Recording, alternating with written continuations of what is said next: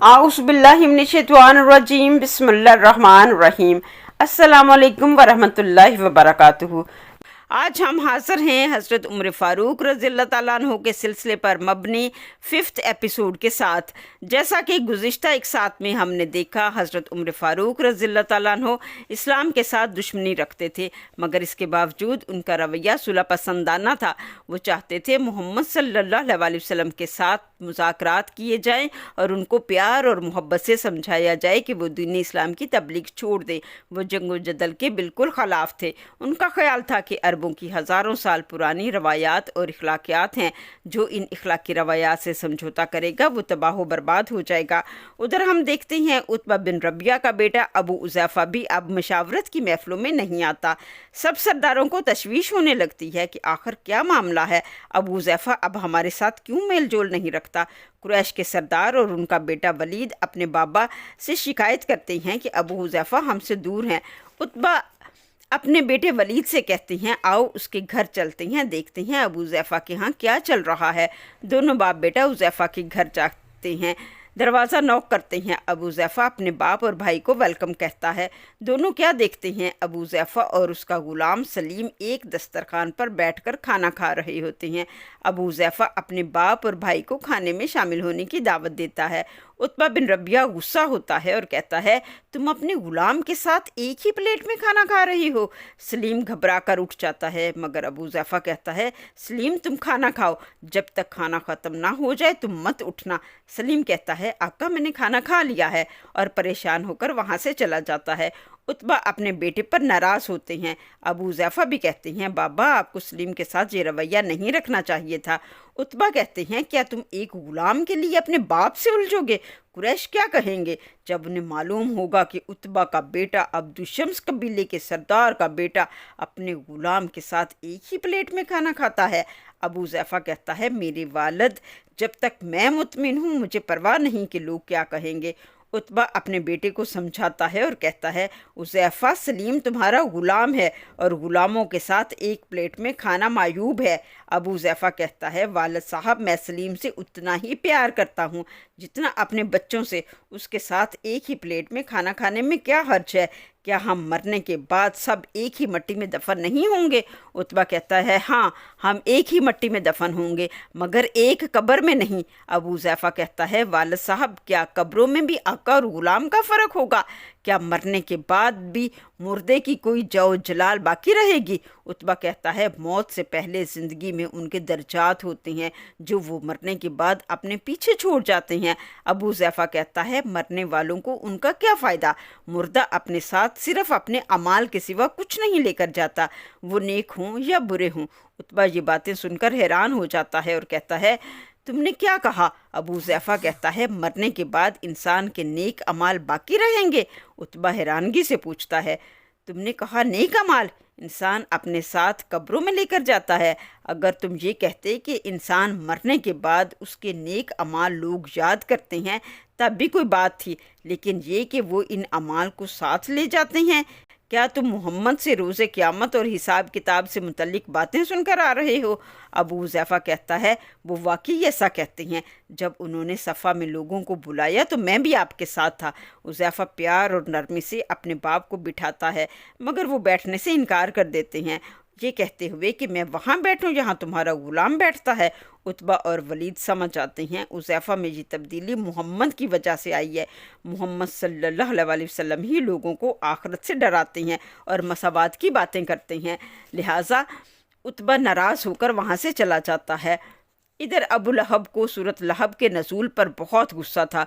वो गंदगी नबी करीम सल्लल्लाहु अलैहि वसल्लम के घर के आगे ऐन दहलीज पर गिरा देता है ताकि मोहम्मद सल्लल्लाहु अलैहि वसल्लम को परेशान कर सके और अजियत दे। हज़रत अबू तालब, हमज़ा और अब्बास अबू लहब से झगड़ते हैं और कहते हैं, ये गंदगी और कांटे मोहम्मद सल्लल्लाहु अलैहि वसल्लम की राह में तुम बिछाते हो, इनको उठाओ, ये तुम्हें ऐसा नहीं करना चाहिए। मगर अबू लहब कहता है, वो तुम्हारा भतीजा है तो मेरा भी भतीजा है, उसने मुझे और मेरी बीवी को बुरा भला कहा है, हमें अजाब से डराया है। उनका कहना है कि ये कुरान उन पर नाजिल हुआ है और उसे ऐसा करने की हिम्मत किसी और ने नहीं दी बल्कि आपने दी है। अबू तालब ने, हमज़ा ने, अब्बास ने, تم لوگوں نے اسے یہ ہمت دی ہے۔ ابو طالب کہتے ہیں اگر تم ان چیزوں سے باز نہیں آئے تو تم بے شرم اور کم ظرف ہو۔ میں تم سے لا تعلقی کا اعلان کرتا ہوں، تم سے اور باقی تم سب سے۔ اگر ہمارے والد عبد المطلب یہ دن دیکھتے تو انہیں بہت ندامت ہوتی۔ لوگ کہیں گے کاش آپ کا یہ بھائی پیدا ہی نہ ہوا ہوتا تاکہ آپ کو اس سے دشمنی نہ کرنی پڑتی۔ حضرت حمزہ اسے کہتے ہیں ابو لہب یہ گندگی اٹھاؤ۔ ابو لہب ہمیشہ کہتا ہے کہ قرآن نے اس کی مذمت کی ہے، محمد صلی اللہ علیہ وسلم ہلاک ہو جائیں اور ان سے دشمنی کرتا ہے۔ حضرت ابو طالب اور حضرت حمزہ محمد صلی اللہ علیہ وسلم کو قریش مکہ کے تمام حالات سے باخبر کرتے ہیں، مگر محمد صلی اللہ علیہ وسلم یہی کہتے ہیں میں اللہ کا حکم ماننے سے پیچھے نہ ہٹوں گا یہاں تک کہ مجھے شہید کر دیا جائے۔ حضرت حمزہ فرماتے ہیں بھائی ابو طالب، چاہے قریش محمد صلی اللہ علیہ وسلم کو زمین و آسمان کے خزانے بھی لا کر دے دیں یا ان کے خلاف فوج لا کھڑی کرے، وہ اپنے مشن سے باز نہیں آئیں گے۔ اگر وہ بات جو ہم نے سنی ہے اس کے علاوہ کوئی بات کرتے تو ہم ان کے جھوٹا ہونے پر یقین کرتے۔ کیا انسان اللہ کا نبی اور رسول ہونے کا دعویٰ کرے اور پھر اس امر میں کوئی حیلہ تلاش کرنے کا سوچ بھی سکتا ہے؟ کیا اگر وہ چاہیں تو اللہ کے پیغام کو آگے بڑھائیں یا چاہیں تو ترک کر دیں؟ ادھر دارالندوہ میں قریشی سردار میٹنگ کرتے ہیں اور ابو الحکم کہتا ہے ہمارا وفد 2 بار ابو طالب کے پاس جا چکا ہے مگر کوئی فائدہ نہیں ہوا اور محمد صلی اللہ علیہ وسلم ابھی تک اپنے کام کو جاری رکھے ہوئے ہے۔ وہ لوگوں کو اپنے دین کی طرف بلاتے ہیں اور ہمارے خداؤں پر تنقید کرتے ہیں، وہ لوگوں کے ذہنوں کو بدلنے کی کوشش کر رہے ہیں۔ اب بات ہمارے سامنے کھل کر آ چکی ہے کہ ابو طالب اپنے بھتیجے کو ہمارے حوالے نہ کریں گے۔ عتبہ بن ربیعہ کہتے ہیں ابو الحکم اگر محمد صلی اللہ علیہ وسلم آپ کے بیٹے ہوتے تو کیا آپ انہیں ہمارے حوالے کر دیتے؟ ابو الحکم کہتا ہے اگر میں انہیں لوگوں کے حوالے نہ کرتا تو کم از کم اپنے ہاتھوں ضرور روکتا۔ اگر میں ایسا نہ کرتا تو لوگوں پر کوئی الزام نہیں دیتا کہ وہ انہیں مجھ سے چھین کر لے جائیں یا قتل کر دیں۔ عبد الشمس کہتا ہے محمد کا واقعہ عجیب ہے، وہ اپنے رشتوں کو ترک کر رہے ہیں اور اپنے ساتھیوں کو کمزوروں کو دین کے رشتے میں باندھ رہے ہیں۔ ان کے نسب، رنگ اور رتبے میں اختلاف کے باوجود جب ہم انہیں اپنے حوالے کرنے کی بات کرتے ہیں تو ان کا قبیلہ ان کی حفاظت کرتا ہے۔ ایسا ہی ہے کہ وہ اپنے لیے اور اپنے دین کے لیے ہم سے لیتے ہیں اور اپنی طرف سے کچھ نہیں دیتے۔ محمد صلی اللہ علیہ وسلم کے لیے سب سے اہم اپنا دین ہے، نہ اس کی اپنی ذات ہے نہ خون کے رشتے ہیں جیسے کہ ابو لہب کے بارے میں ہے۔ اب جب کہ ہم ابو طالب سے مایوس ہو چکے ہیں تو یہ صحیح وقت ہے کہ ان کے خلاف جنگ کی جائے۔ اس وقت حضرت عمر فاروق رضی اللہ تعالیٰ عنہ فرماتے ہیں اگرچہ ابو الحکم ٹھیک کہہ رہے ہیں، ابو طالب نے ہماری بات نہ مانی، لیکن پھر بھی میں یہ کہوں گا کہ بنی ہاشم سے دشمنی کرنا غلط بات ہے۔ اس طرح آپ مزید لوگوں کو محمد صلی اللہ علیہ وسلم کے ساتھ شامل ہونے کا موقع دیں گے۔ ابو طالب نے یہ کبھی نہیں کہا کہ وہ محمد صلی اللہ علیہ وسلم کے عقیدے کی پیروی کرتے ہیں اور نہ ہی حمزہ اور عباس نے ایسا کیا ہے۔ اگر وہ ان کی حفاظت کر رہی ہیں تو صرف اس وجہ سے کیونکہ وہ ان کے رشتہ دار ہیں۔ اگر وہ اپنے بھتیجے کا ساتھ نہ دیں تو پورے عرب میں ان کی بدنامی ہوگی کہ انہوں نے اپنے بھتیجے کو لا تعلق کر دیا ہے۔ اگر انہوں نے اپنے بھتیجے کو چھوڑ دیا تو کوئی بھی ان کا احترام نہیں کرے گا۔ جو اپنے بھتیجے کی حمایت نہیں کر سکتا وہ اپنے لوگوں کی حمایت کیسے کریں گے؟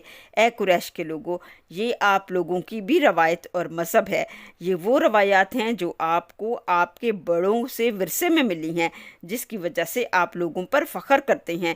میں یقین سے کہتا ہوں اگر بنو ہاشم محمد صلی اللہ علیہ وسلم کے بارے میں آپ کی بات مان جائیں تو آپ ہی سب سے پہلے ان کی توہین کریں گے اور انہیں نظروں سے گرا دیں گے۔ اگر ہم ان سے لڑیں گے تو اہل عرب ہمیں حقارت کی نظر سے دیکھیں گے۔ اگر بنی ہاشم کو رسوائی کا سامنا کرنا پڑے گا تو آپ سب کو بھی رسوائی کا سامنا کرنا پڑے گا۔ وہ آپ سے کافی امور میں آگے ہیں۔ ان کے سردار عبد المطلب آپ کے بھی آقا اور سردار ہیں۔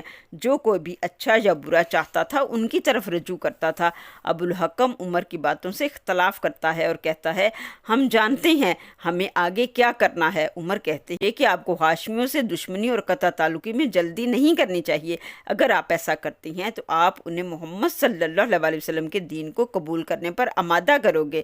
عبد الشمس کہتے ہیں عمر تم بالکل ٹھیک کہہ رہے ہو، ہم جب کہ ابو طالب سے بات کر کے مایوس ہو چکے ہیں، تو مجھے لگتا ہے کہ اب ہمیں محمد صلی اللہ علیہ وسلم سے ڈائریکٹ بات کرنی چاہیے۔ کیا ہمیں ان سے مناظرہ نہیں کرنا چاہیے؟ عبدالحکم کہتا ہے کہ ہم ان سے اپنی برائیاں سنیں گے۔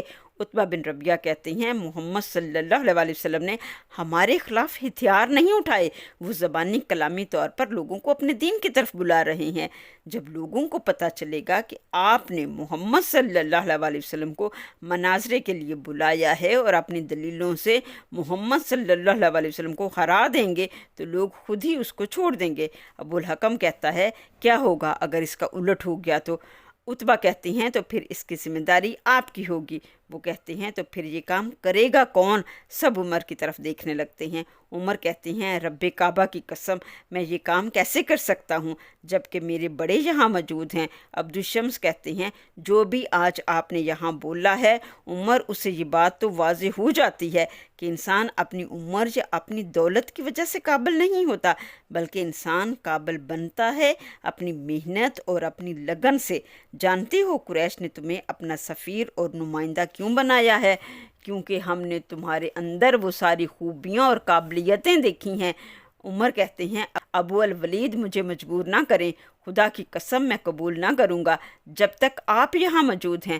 سہیل ابن عمر یہاں موجود ہیں جو قریش کے بہترین خطیب ہیں، اور عبدالشمس اپنی قوم کے بڑے اور بزرگ موجود ہیں۔ عبدالولید کہتے ہیں پھر عبدالشمس ہی ٹھیک رہیں گے، جا کر محمد صلی اللہ علیہ وسلم سے بات کریں۔ اتنے میں ابو حذیفہ کی آواز آتی ہے، اے اہل قریش سنو، اے اہل قریش سنو، مکہ کے سرداروں سنو، میں نے اپنے غلام سلیم کو آزاد کر دیا ہے، اب سے یہ میرا بیٹا ہے، میں اسے اپنا نام دیتا ہوں، اب یہ سلیم بن حذیفہ بن ربیعہ ہے، میں اسے اپنا وارث مانتا ہوں۔ بلال اور وحشی بھی وہاں موجود تھے۔ حضرت بلال بہت خوش ہوتے ہیں، مگر وحشی ذرا بھی خوش نہیں ہوتا۔ وہ کہتا ہے سلیم چونکہ عربی غلام تھا اس لیے حذیفہ نے اسے آزاد کر دیا ہے، ہم کالے حبشی ہیں اس لیے ہمارے مالک ہمیں آزاد نہیں کریں گے۔ وحشی اور بلال اگرچہ دوست تھے، مگر دونوں کی سوچ ایک دوسرے سے مکمل مختلف تھے۔ عتبہ بن ربیعہ، سہیل بن عمر اور ابو جندل تینوں ابو حذیفہ کے گھر جاتے ہیں۔ سہیل ابو حذیفہ کے سسر اور ابو جندل سالے تھے۔ عتبہ ناراض ہوتے ہیں کہ سلیم کو اپنا بیٹا بنانے سے پہلے اپنے سسر اور سالے سے ہی مشورہ کر لیا ہوتا۔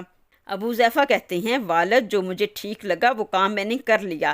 پھر اپنی بہو کو ڈانٹتے ہیں کہ تم نے حذیفہ کو سمجھایا کیوں نہیں، مگر وہ کہتی ہے میں اپنے خامند کے فیصلے کے ساتھ اختلاف نہیں کر سکتی۔ عتبہ سلیم کو پیار کرتے ہیں، اپنے پاس بٹھاتے ہیں اور کہتے ہیں اب تم میرے خاندان کا حصہ ہو، تمہاری خوشیاں ہماری خوشیاں اور تمہارے غم ہمارے غم ہیں، ہمیں اپنے بیٹے کے فیصلے کا احترام کرنا ہوگا۔ یہ واقعہ بتاتا ہے کہ حذیفہ اس وقت ایمان لا چکے تھے۔ حذیفہ کا یہ عمل بتاتا ہے کہ اسلام ان کی روح میں اتر چکا تھا۔ ابو حذیفہ کے بیوی بچے مسلمان ہو جاتے ہیں۔ دارالندوہ کے تمام سردار فیصلہ کرتے ہیں عتبہ بن ربیعہ محمد صلی اللہ علیہ وسلم سے مناظرہ کرنے جائیں گے اور ڈائریکٹ ان کو مال و دولت، رتبے اور خواتین کی پیشکش کریں گے۔ حضرت بلال رضی اللہ تعالیٰ عنہ اپنے دوست وحشی کو اسلام کی دعوت دیتے ہیں، اسے بتاتے ہیں کہ محمد صلی اللہ علیہ وسلم اللہ کا نبی اور رسول ہے، اللہ کے سامنے کالے گورے غلام آقا سب برابر ہیں۔ وحشی حیران ہو کر پوچھتا ہے کیا غلام بھی آقا کے برابر ہو سکتا ہے؟ وحشی کہتا ہے اگر میں محمد پر ایمان لے آؤں تو کیا محمد مجھے آزاد کرا دے گا؟ وحشی ایمان نہیں لاتا، مگر بلال ایمان لے آتے ہیں۔ بلال کہتے ہیں وحشی یہ سچ ہے اور سچ پر ایمان لانے کی کوئی شرط نہیں ہونی چاہیے، اور پھر آخرت میں ایک دن سچ سامنے آئے گا تو سب کو برابر کا انصاف ملے گا۔ وحشی پوچھتا ہے بلال کیا واقعی محمد ایسا کہتے ہیں؟ کیا یہ سچ ہے؟ ابو جہل حضرت ابوبکر صدیق رضی اللہ تعالیٰ عنہ کو بازار میں کھڑا کر لیتا ہے اور کہتا ہے اے ابوبکر، ہم تمہیں سب سے افضل سمجھتے تھے جب تک تم محمد صلی اللہ علیہ وسلم کا ساتھ نہیں دیتے تھے۔ نہ صرف تم نے محمد کا ساتھ دیا ہے بلکہ تم نے اپنے ساتھیوں کو بھی چھوڑ دیا ہے۔ پھر وہ نبی کریم صلی اللہ علیہ وسلم کو گالی بکتا ہے اور چرواہے کے نام سے پکارتا ہے۔ حضرت ابوبکر صدیق رضی اللہ تعالیٰ عنہ کے ساتھ ابن مسعود رضی اللہ تعالیٰ عنہ بھی تھے، وہ غصے میں آ جاتے ہیں، مگر حضرت ابوبکر صدیق رضی اللہ تعالیٰ عنہ انہیں منع کرتے ہیں اور فرماتے ہیں رسول اللہ صلی اللہ علیہ وسلم نے ہمیں لڑنے سے اور غصہ کرنے سے منع کیا ہے، ہم ان کو ہر جواب نرمی اور محبت سے دیں گے۔ پھر ابو جہل کو یہ کہتے ہوئے چلے جاتے ہیں، سلام ہو تم پر، ہمیں تم سے کچھ لینا دینا نہیں۔ یہ واقعہ حضرت ابوبکر صدیق رضی اللہ تعالیٰ عنہ کے اعلیٰ اوصاف، صبر اور برداشت کا مظاہرہ کرتا ہے۔ حضرت ابن مسعود رضی اللہ تعالیٰ عنہ فرماتے ہیں، اللہ کے رسول نے صحیح اس کو ابو جہل کا نام دیا ہے، یعنی جہلوں کا باپ۔ حضرت ابوبکر صدیق رضی اللہ تعالیٰ عنہ فرماتے ہیں، ابن مسعود، ہمارے نبی اور ہمارا دین خوشیاں بانٹنے آیا ہے، نفرتیں نہیں۔ ان کو اور ان کے خداؤں کو برا مت کہو، اگر تم ان کے خداؤں کو برا کہو گے تو یہ تمہارے بزرگوں برتر خدا کو برا کہیں گے۔ ہم سب کو اس خدا کی طرف لوٹنا ہے، تب سارے اعمال حاضر کیے جائیں گے۔ ابو جہل حضرت عمر رضی اللہ تعالیٰ عنہ کے گھر جاتا ہے اور ان سے الجھتا ہے، اے عمر، میں نے تمہیں خبردار کیا تھا میری مخالفت مت کرنا، مگر تم نے پھر سب کے سامنے میری رائے کی مخالفت کی ہے۔ سب تمہاری تعریف کر رہے ہیں اور میری رائے کو رد کر رہے ہیں۔ تم مجھے نیچا دکھا رہے ہو اور تم ثابت کرنا چاہتے ہو کہ تم اپنے ماموں سے زیادہ عقل مند ہو۔ حضرت عمر رضی اللہ تعالیٰ عنہ فرماتے ہیں، اے ابو الحکم، تو ابو الحکم غصے سے کہتا ہے، تم بھی مجھے محمد کی طرح ابو جہل کہو۔ عمر کہتے ہیں، مشاورت کا مطلب کیا یہ نہیں ہے کہ ہر کوئی اپنی رائے دے اور جو کوئی رائے ٹھیک ہو اس پر سب متفق ہو جائیں؟ اگر ہر کوئی اپنی رائے پر اڑا رہے گا تو ایک رائے پر متفق ہونا مشکل ہوگا، بلکہ کوئی بھی ایک رائے پر متفق نہیں ہو سکے گا۔ پھر تو جو طاقتور ہوگا سب اسی کو سنیں گے۔ ابو جہل کہتا ہے، طاقتور کی ہی سننی چاہیے۔ حضرت عمر فرماتے ہیں، پھر تو لوگ تلوار سے بات کریں گے۔ اے ابو الحکم، میں آپ کے ڈر سے اپنی رائے کو نہیں چھپاؤں گا۔ میں محمد صلی اللہ علیہ وسلم کی مخالفت کرتا ہوں، لیکن اس کا یہ مطلب نہیں کہ مخالفت تلوار کے سر پر کی جائے۔ ایک بار گھوڑوں کی ریس کا مقابلہ ہوتا ہے، وہ حضرت عمر کو ثالثی بنانا چاہتے ہیں، مگر آپ رضی اللہ تعالیٰ عنہ انکار کر دیتے ہیں اور کہتے ہیں، جو ثالث کا کردار ادا کرتا ہے وہ زیادہ پستہ ہے۔ اگر مجھے ثالثی بنانا ہے تو میں رشتہ داری کے بنا پر فیصلہ نہ کروں گا۔ ایک طرف میرے ماموں ہیں اور ایک طرف رشتہ دار میں کزن۔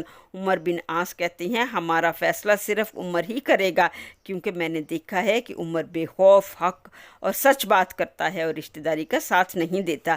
یہ دونوں واقعات اس بات کی عکاسی کرتے ہیں۔ حضرت عمر رضی اللہ تعالیٰ عنہ اخلاق و خصائص میں بہترین تھے، انصاف پسند تھے، نڈر تھے اور جرأت مند تھے۔ ادھر ابو سہیل بن عمرو کے گھر میں بھی اسلام پہنچ جاتا ہے۔ ان کے بیٹے عبداللہ اور ابو جندل مسلمان ہو جاتے ہیں۔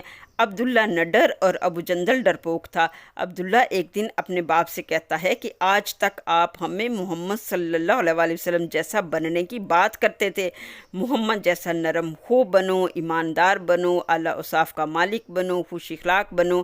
ہر معاملے میں محمد صلی اللہ علیہ وسلم سے فیصلے کراتے تھے، محمد سے مشورے لیتے تھے، محمد کے پاس اپنی امانتیں رکھتے تھے۔ آج آپ سب محمد صلی اللہ علیہ وسلم کے خلاف ہو گئے ہو۔ کیا ہوا آپ کے بتوں کا جن پر آپ چڑھاوے چڑھاتے تھے، قربانیاں دیتے ہو؟ وہ کیوں اپنی حفاظت نہیں کرتے؟ آپ کے بت آپ کے مسائل کیوں حل نہیں کرتے؟ آپ سب کے لیے بہتر یہ ہے کہ محمد صلی اللہ علیہ وسلم کی مخالفت چھوڑ دو۔ ابو سہیل حیران و ششدر اور لاجواب رہ جاتا ہے اور کہتا ہے، مجھے نہیں پتا تم دونوں بھائیوں کو آخر کیا ہو گیا ہے۔ ابو جندل کہتا ہے، بابا، آج آپ نے اپنی قابلیت کے حساب سے عبداللہ کی باتوں کا جواب نہیں دیا۔ بتائیے، کیا بت آپ کی حفاظت کرتے ہیں یا آپ بتوں کی حفاظت کرتے ہیں؟ سہیل بن عمرو کہتے ہیں، ہم ان کو مانتے ہیں اور بدلے میں وہ ہماری حفاظت کرتے ہیں۔ ابو جندل کہتا ہے، ہو سکتا ہے، مگر ایسا نہیں ہے، بت کبھی کسی کی حفاظت نہیں کر سکتے۔ اب وہ وقت آ گیا تھا جب اسلام کا نور ہر گھر میں پہنچ چکا تھا، ہر گھر میں کوئی نہ کوئی ایک فرد ایمان لا چکا تھا، مگر کفار مکہ کے ڈر سے اپنے ایمان کو چھپا رہے تھے۔ نیکسٹ ایپیسوڈ میں ہم جانیں گے کہ حج کے دن قریب ہیں، پورے عرب سے لوگ حج کرنے آئیں گے، کیسے محمد صلی اللہ علیہ وسلم لوگوں کو اپنے دین کی طرف بلائیں گے اور کیسے کفار مکہ ان کو روکیں گے۔ یہ سب جاننے کے لیے ہماری نیکسٹ ایپیسوڈ کا انتظار کریں۔ چینل کو سبسکرائب اور شیئر کرنا نہ بھولیں۔ ملتے ہیں نیکسٹ ایپیسوڈ میں، تب تک کے لیے اللہ حافظ، اسٹے بلیسڈ۔